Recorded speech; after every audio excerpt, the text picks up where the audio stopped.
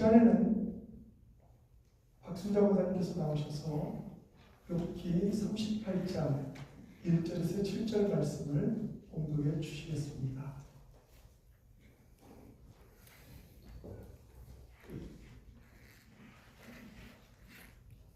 그때에 여호와께서 폭풍우 가운데에서 욥에게 말씀하여 이르시되 무지한 말로 생각을 어둡게 하는 자가 누구냐?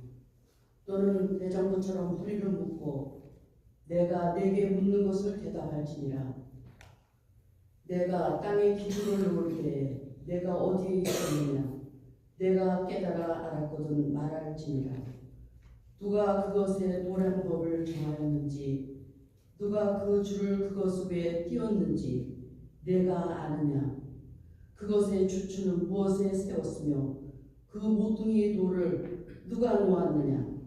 그때에 새벽별들이 기뻐 노래하며 하나님의 아들들이 다 기뻐 소리를 질렀느니라. 아멘.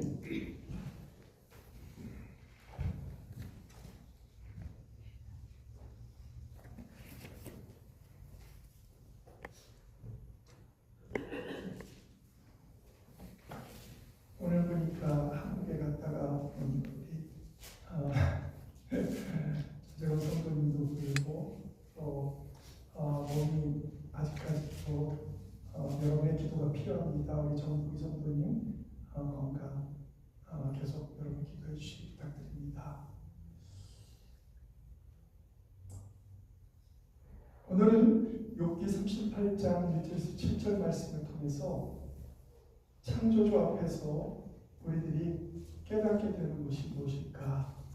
이것을 함께 우리가 말씀을 보면서 은혜를 나누고자 합니다.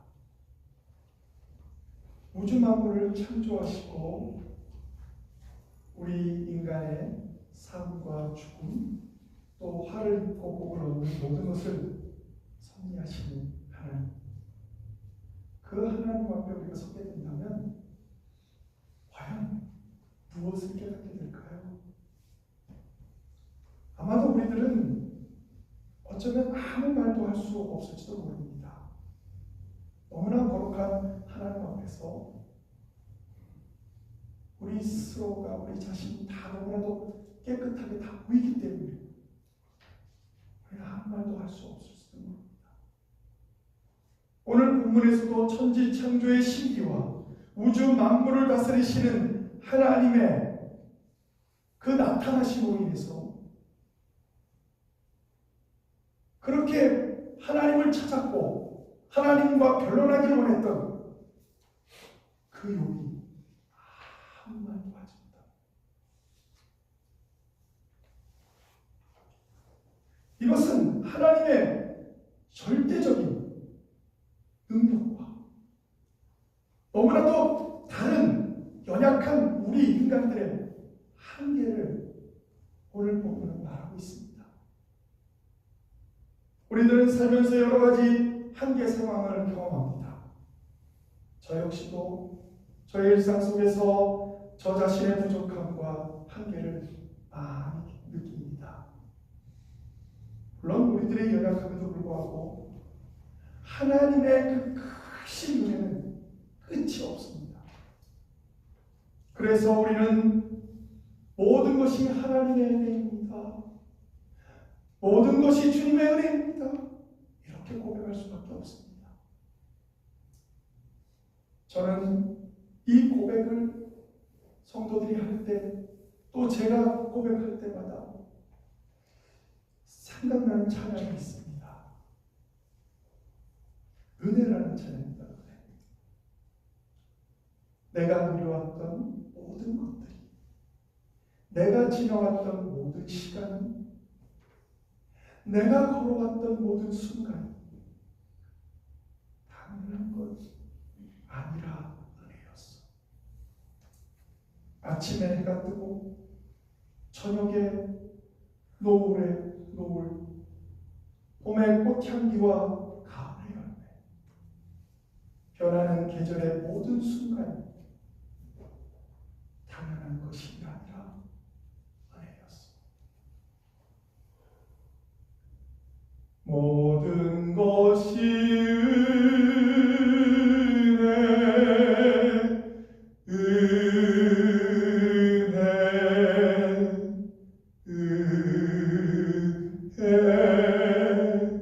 한없는 은혜 내 삶에 당연한 것 하나도 없었던 것은 모든 것이 은혜였어.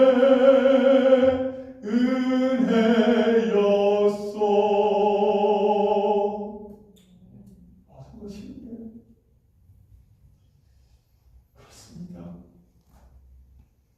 오늘 본문을 보면 사실 욥은 하나님의 은혜 가운데 살았다는 것입니다. 그가 동방의 문이라고 했던 것도 하나님의 축복을 부어주셔서 너무 잘하는 게 사탄이었는데 그 사탄이 하나님 앞에 가서 당신이 축복을 부어주니까 욥이 하나님을 잘 섬기는 거지, 이렇게까지 고백할 정도로 하나님의 은혜 가운데 살았다며. 그런데 그가 고난을 당했습니다. 그리고 그 고난이 금세 끝났으면 참 좋았을 텐데 고난은 금방 끝나지 않고 계속적으로 지속될 뿐만 아니라 더 심한 고난으로 들어가게 됐습니다. 그때 욥을 찾아온 친구들이 욥의 고난을 책망하였습니다. 친구들은 욥이 그저 자신의 의로움만을 내세우며 변명으로 일관하는 것처럼 보였던 것입니다. 그런 나약한 욥에게, 그런 욥에게 오늘 본문은 하나님이 직접 그에게 폭풍 가운데 나타나셨습니다. 하나님의 음성을 통해서 하나님의 위대함과 그 능력을 욥은 깨달았을 것입니다. 하나님은 욥에게 새로운 소망을 열어주시기 위해 욥에게 나타났습니다. 저는 우리들이 그런 정말 욥과 같이 너무나 큰, 어떻게 할 수 없는, 아무것도 할 수 없는 절망감과 좌절감, 무기력감, 이런 것들이 있을 때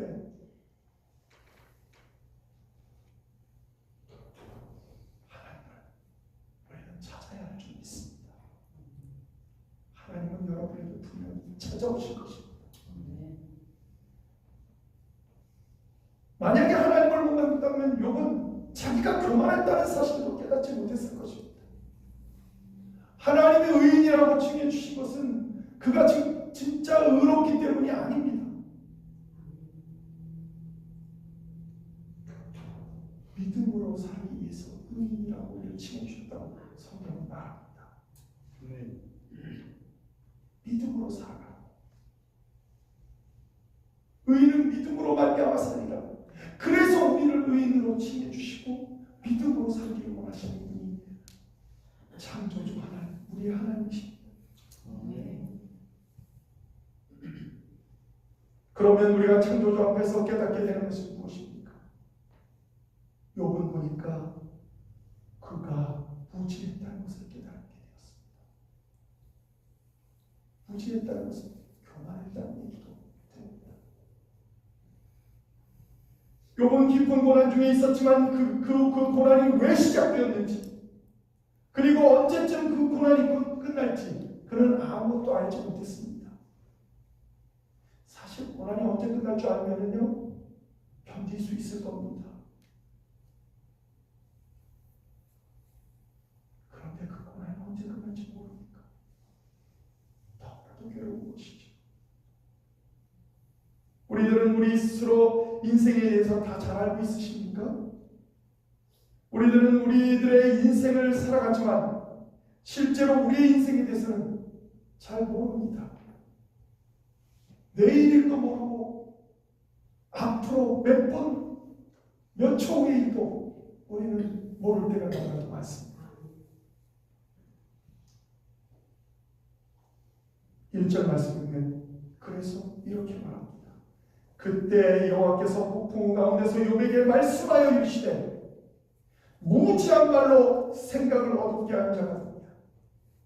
이 말씀은 2절 말씀입니다. 여호와 하나님께서 폭풍 가운데서 욥에게 나타나서 말씀하십니다. 무지한 말로 생각을 어둡게 하는 자가 누구냐. 하나님이 창조하신 자연 세계가 때때로 하나님의 나타내심을 알리는 하나의 도구로 사용되기도 합니다. 특별히 오늘은 폭풍 가운데 계십니다. 하나님께서는 침묵을 지키고 계시다가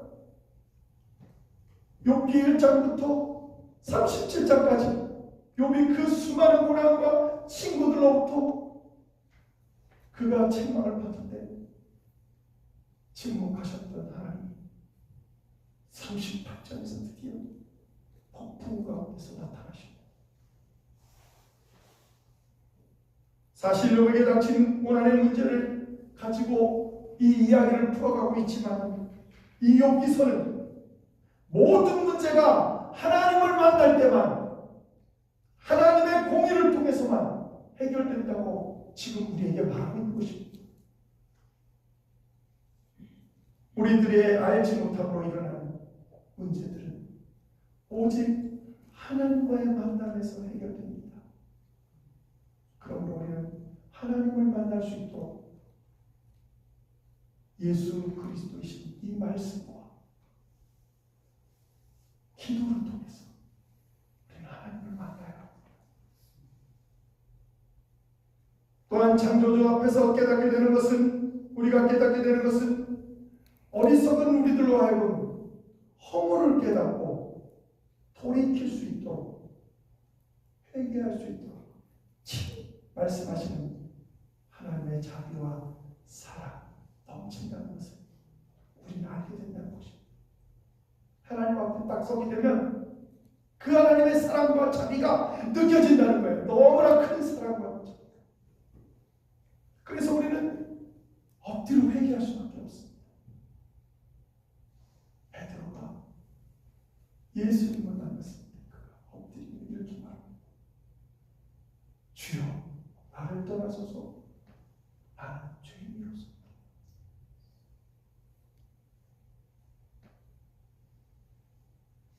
하나님 예수님이 만약에 죄만 지적하는 사람이 있다면 그는 진짜로 떠날 수밖에 없었을 것입니다. 그런데 예수님의 수제자가 돼서 예수님을 쫓아다니는 걸 보면 예수님의 사랑, 예수님의 자비가 얼마나 크게 느껴졌습니다. 그가 그렇게 예수님을 쫓아다니는 것만 아니라 예수님의 십자가처럼 똑같이 바뀔 수 없다고 해서 십자가에 먼저 옷을 바꾸고 그 다음에 거꾸로 벗어 꽂아달라고 그렇게 했겠습니다.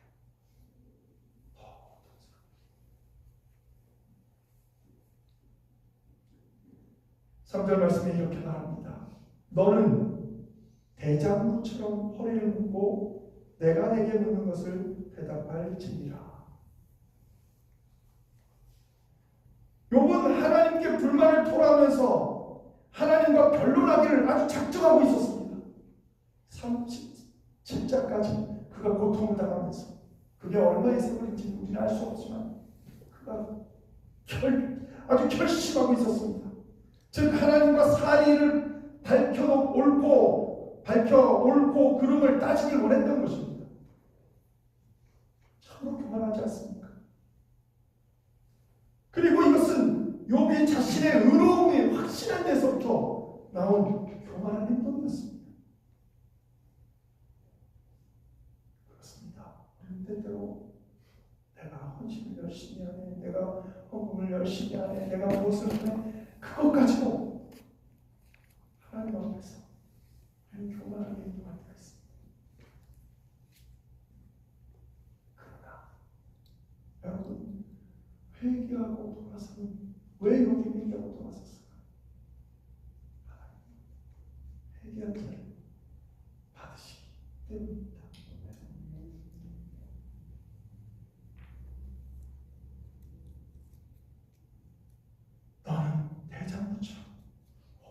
묻고 내가 내게 묻는 것을 대답해 주십시오. 사실 욥은 아무 대답도 하지 못했습니다. 끝이 보이지 않는 고난 중에서 욥은 스스로 아무것도 할 수 없었습니다. 여러분도 창조주 하나님 앞에 서게 되면 아무 말도 할 수 없지만 딱 한 가지 제가 아는 것은 새로운 소망이 생긴다는 것입니다. 우리의 하나님은, 창조주 하나님은, 무에서 유를 만드신 하나님은 우리가 어떤 상황에 있든지 우리의 모든 문제를 해결할 뿐만 아니라 우리에게 새로운 소망을 주신다는 겁니다.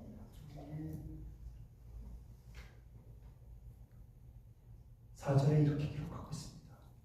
내가 땅에 기초를 놓을 때 내가 어디 있었느냐? 내가 깨달아 알았거든 말할지니라.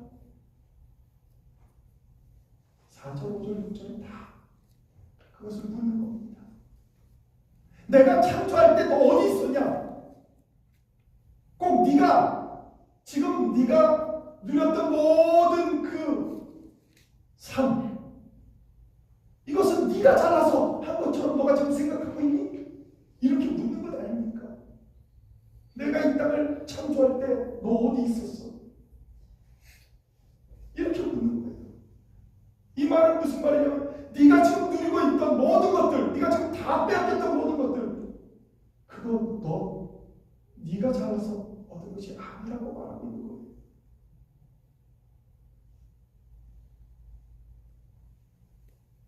어떻게 생각하면 좀 억울할 수도 있어요. 그래서 나는 참 열심히 하나님께 기도했고 하나님께 예배했고 자녀들이 혹시라도 잘못된 행동들이 있을까봐 미리 제사를 다 드려서 그들의 죄를 다 용서하는 제사까지 드리고 다 했던 거 아니에요. 심지어는 이웃들에게 모든 것을 얼마나 많이 나눠줬는지, 얼마나 이웃들에게 잘했는지. 욥이 걸어가면 노인들은 일어서고 젊은이들은 도망갔다고. 무서워서가 아닙니다. 젊은이들은 너무 부끄러워서, 욥이 너무나도 잘해줬기 때문에. 그런데 그 이웃들이 어떻게 했습니까? 그 친척들이 어떻게 했습니까? 그 친구들이 어떻게 했습니까? 욥에게 어떻게 됐습니까? 우리는 마지막 42장에 가면 욥기 42장에 그렇게 자기를 모른 척했던 이웃들, 친척들, 심지어는 자기를 책망했던 친구들, 자기가 하나님으로부터 얻은 축복을 가지고 금과 은을 그들에게 선물하고, 욥이 창조주 하나님을 만나고 바뀌네요. 그가 하나님을 못 만났다면 그는 그 정도까지 하지는 않았을지도. 마지막 절을 읽겠습니다.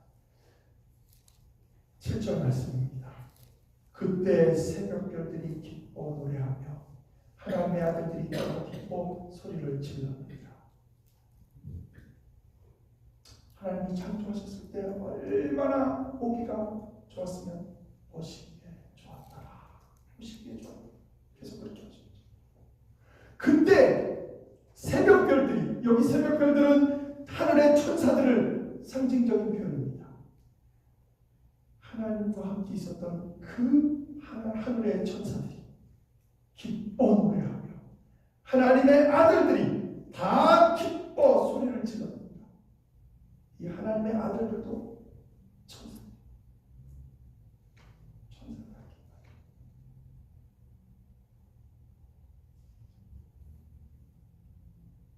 우리가 이 땅을 살아가면서 때로는 정말로 힘들고 어렵고 뭔가 내가 생각한 대로 계획이 되지 않는다.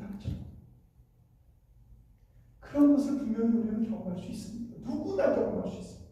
그러나 그러한 무기력감 속에서 소망을 잃어버리고 살아갈 때도 그래서 우리는 하나님께 나아가시기 바랍니다.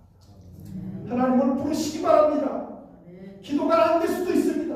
그러면 기도하기보다는 그냥 하나님 이름만 부르세요. 주여! 아버지! 아니면 하나님 다 하십니다. 그 전능하신 하나님은 지금도 우리를 위해서 일하시고 계십니다. 그 하나님이 그래서 우리의 진정한 소망이신 것입니다.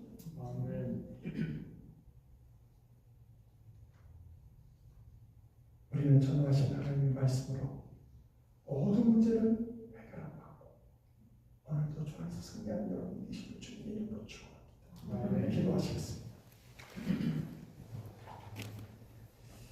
하나님, 참 좋으신 하나님, 우리가 하나님 앞에 서게 되는 그 시간, 그 거룩하신 하나님 앞에 우리가 어찌 설 수 있습니까?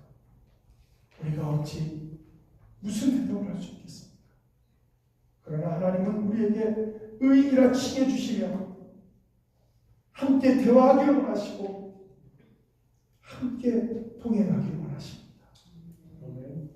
오늘도 하나님과 동행함으로 모든 문제가 해결하고 우리가 계획하는 모든 일들이 주 안에서 형통케 되는 역사가 나타나게 하여 주시옵소서. 예수 그리스도의 이름으로 간절히 기도합니다. 아멘.